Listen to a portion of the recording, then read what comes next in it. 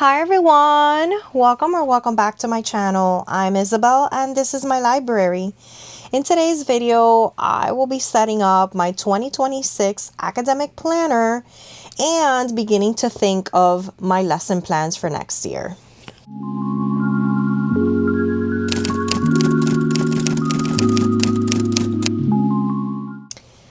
All right, my friends, so it is time for me to actually sit down for a little bit and begin mapping out all of my academic responsibilities, lesson plans, meeting dates, calendar dates for a brand new school year. And so I thank you for being here. If this is your first time on my channel, welcome. I am so happy that you are here. And you guys know that I primarily have a book channel and I do a lot of reading journal content. And today I bring you something similar but a little bit different as well. I decided to bring you along to move into my 2026 academic planner. We're going to be setting this up and we're going to also begin working on some of my lesson plans for next year. So you guys have seen me set up various academic calendars in the past. I try to change it up. It is not really like my system for my reading journal, which has been consistent for the past 5 or 6 years. And I've kind of perfected what I like. As far as an academic planner and a lesson plan book, I do change those up yearly according to my needs. So this year we are trying this academic calendar for the very first time. I've never used this one before. This is a Rifle Paper Co. I have purchased a lot of things from this company before and I do enjoy the quality of their products. And as far as my lesson plans go, I will continue using my trusty Archer and Olive for this. As you guys can see, this is a little bit beat up because it's been with me for a couple years and I'm going to continue using it. And I have pretty much a system that works for me.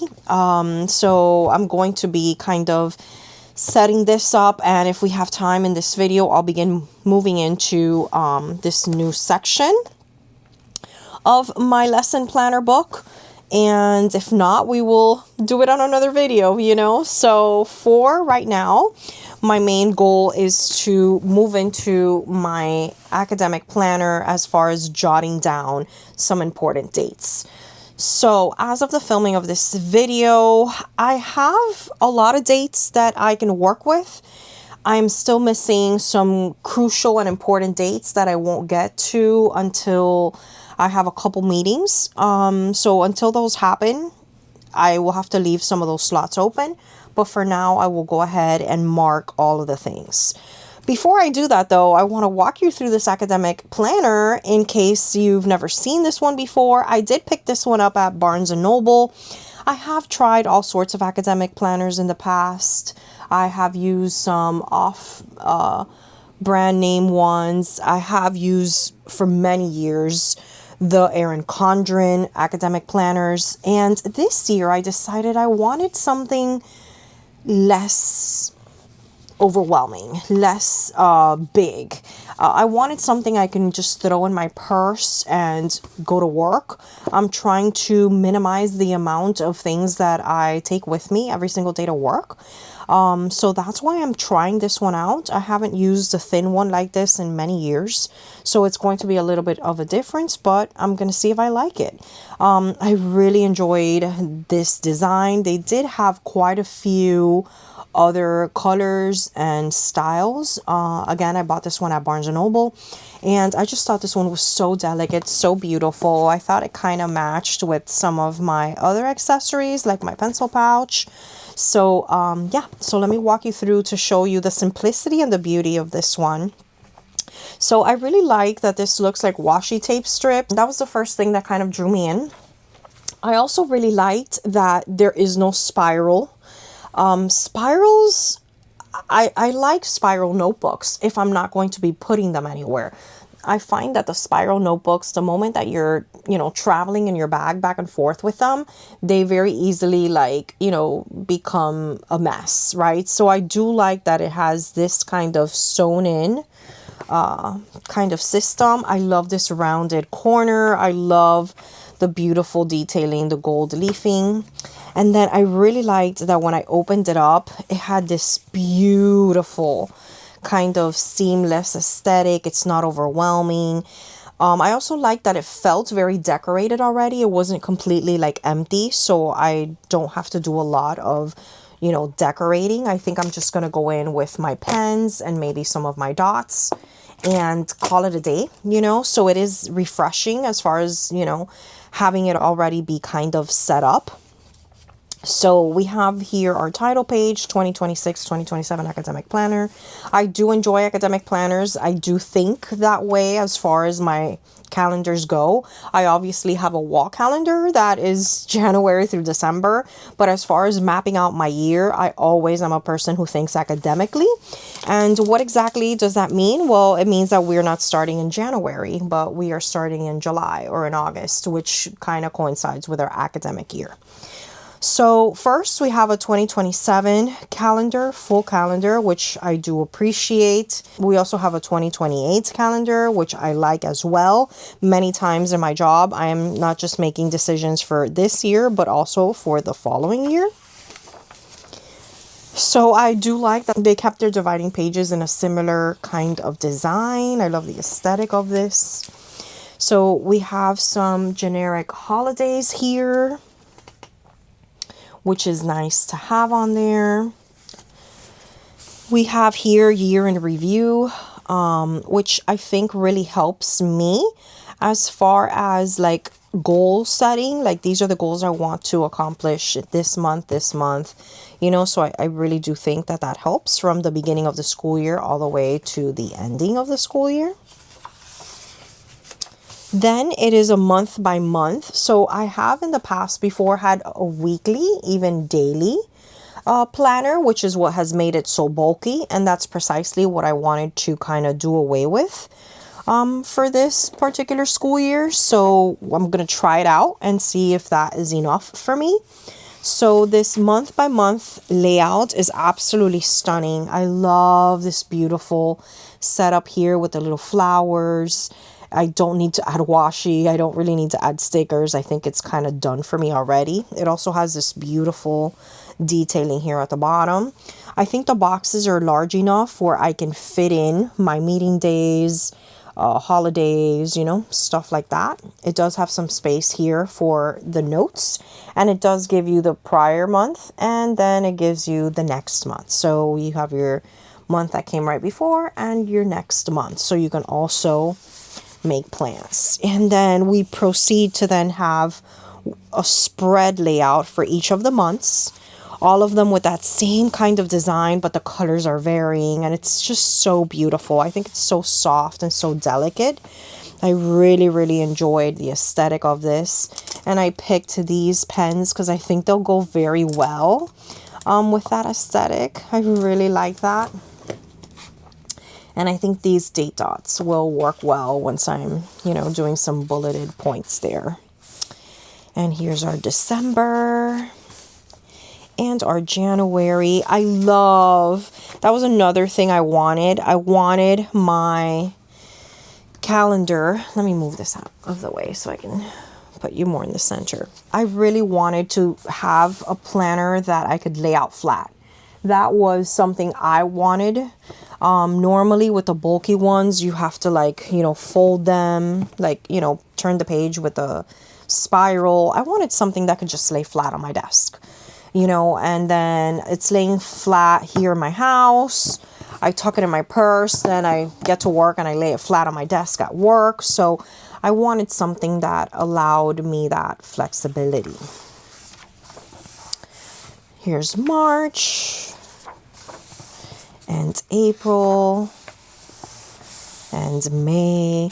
I also love that the pages are sewn in because there's no risk of losing a page. Sometimes I find that when I lay things out too flat, because I do like to have my things laying out flat, sometimes the pages start to weaken on the spine, but that is not the case for this, so I like it a lot. We have June, and then we have July, which already June is the ending of the school year. So this is our first summer month. I do like that it gives you July for, planning reasons until you buy yourself another one, so that's always nice. And then we have an area for notes, which I think is so beneficial. A lot of times I have to run into a meeting, or impromptu, I'll have a meeting with my team, right? And I just have my planner, but most of the time I have to take my planner and a notebook just because I want to be able to take notes, right? So I like that this gives you a note section, and I like that it's not just like one page. Like there are quite a few note pages in the back. So I really like that. I find that it's very useful, especially with what I'm going for this year, which is less. And then we get to that back part again. We have this beautiful olive color that we had here in the front. And that's pretty much it, guys. Isn't it beautiful? I feel like it's so simple, yet it has like everything that I think I will need. Again, this is not my lesson planner. This is not what I'm using for lesson planning. This is just calendar, meeting dates, so on and so forth. That's all I will be using this for. And obviously I can take it to meetings and take some notes in the back, but that's pretty much what this is. In addition to this, I use my lesson planner, which is like another component of, my system. If you're familiar with journaling systems, we have a whole ecosystem of journals, right? You have your planner, then you have your lesson planner, then, whatever other planners you need. So, pretty much I will be living out of my lesson planner and my academic planner. And obviously I still have my reading journal for all of my reading information. So I think now I'm ready to start jotting down some of these dates that I do have. Again, I am missing some important dates that I will be getting once I have my first couple of meetings, but I am going to pretty much jot down a lot of my days off, my planning days, certain meeting days. I'll go ahead and jot those down if I have them already, but I will need to revisit this calendar once I get back physically into work and have information on when those meeting dates are going to be happening throughout the year. So let's go ahead and get started. I'm going to begin looking at the calendar of events. I will begin adding those to here. I, of course, as always, will speed you through this part so that you can do your own journaling or whatever you're working on during that time, and it goes by a little bit quicker, but that's what I'm going to be doing for the next few minutes. So I will see you back here once I'm done with that.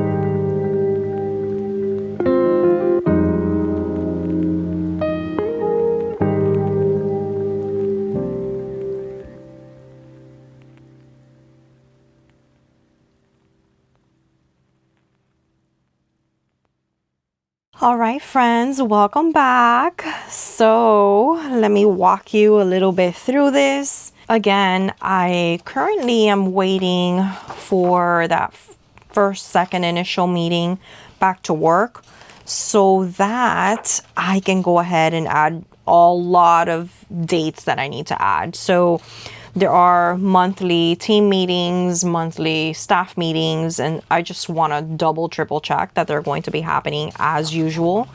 First Tuesday of the month, third Tuesday of the month, before I pen that down, because the last thing I want is for them to have changed some important, things that we've been doing for years, and then I don't have those dates. So I will be coming back to add more dates, like in bulk, and I will try to do that with you. So that you can see how this is looking. So I did create a key. If you notice, I don't start with my key. I kind of do it after, and that's usually, I do this all the time when I'm annotating books or, whatever the case might be. I like to solidify that key after when I see how the colors are working out, if there is a need for that key to even exist, so I kind of do that a little bit after. So I do love a good dot system. This is something that I've adopted for a while. I've particularly used dot systems with my Commonplace notebook, and I do have my setup video of that, which I will link down below in case you haven't seen it and are interested in commonplacing or knowing a little bit more about it. But I do find that color coordinating dots really do help me visualize like what things are looking like. So I decided to make that beige color the no school color. So whenever I turn to a page and I see these brown dots, I know that that means there's no school that day for whatever reason. It could be holidays, it could be teacher planning days, it doesn't matter. It could be days that I don't have to go into the building, but days that I do have to go into the building, it doesn't really matter. All I care about is that when I'm lesson planning, these are no student days. That's what that means to me. So I went ahead and added those no student dates throughout. These include a lot of holidays, vacations, planning days, so on and so forth. Then for meetings, which I will do the bulk of this once I get those dates, I decided to go with this bluish color. So I went ahead and penciled those in. I put a little dot to let me know that I have a meeting that day, and it will be like blue colored. Obviously, this will be the most prominent once I get on my dates, because I do have weekly meetings for the different things that I run. So there are not just like adult meetings, but meetings with students. And so these blue dots will see a lot of, a lot of work in my planner. But as far as today, I went ahead and put in the meetings that I do have coming up, which are the ones I know for sure, this meeting and this meeting date. But I will be filling in more of those throughout. And then I decided to add this other category, which was important date or event. And it's not so much a meeting. It's not so much a day when kids are not there. It's just something important is happening that day. So I went ahead and added that for a major exam for the courses that I teach. I went ahead and added that for some travel to New York. So for example, CSPA will be happening here, which is at Columbia University in New York City. That is something I attend every single year. So I went ahead and put it as an important date. Also, when my grades are due, some of those coincide with planning days, some of them do not. So I signaled that. And there are probably going to be more categories that I come up with as the year progresses, so on and so forth. So I continue revisiting as I see fit, right, throughout. And I think that's an important thing to keep in mind if you're new to, planning and coordinating and scheduling, that you keep some sort of consistency and that you are willing to add things to make things work better for you, right? So that's pretty much it for Today, guys, I did want to jump into my lesson planning, but I think this video maybe should be its own thing, like setting up my academic planner, which I have. And I will be working now toward my lesson planning. That's something that you will probably see right after this video. You will see that come up within a day or two, because I will automatically jumpstart that. But I think I should keep this basically as an overview of my academic calendar and my setup of it, and showing you some of my systems that I have in place. So if you are, again, new to how to have this work for you, I recommend that you get yourself a simple type of planner that's going to fulfill your needs. And I also recommend some color coordinating with various pens and maybe some date dots if you like those. Some people like to highlight. So yeah, just some ideas of how you can go ahead and set up your planners or your calendars as well. Thank you guys so much for watching this video. If you are new here, please make sure that you like this video, subscribe, and let me know in the comments that this is the first time you're watching me. I hope you will stick around. Thank you guys so much. I appreciate you more than you know. I will see you in my next video. Bye.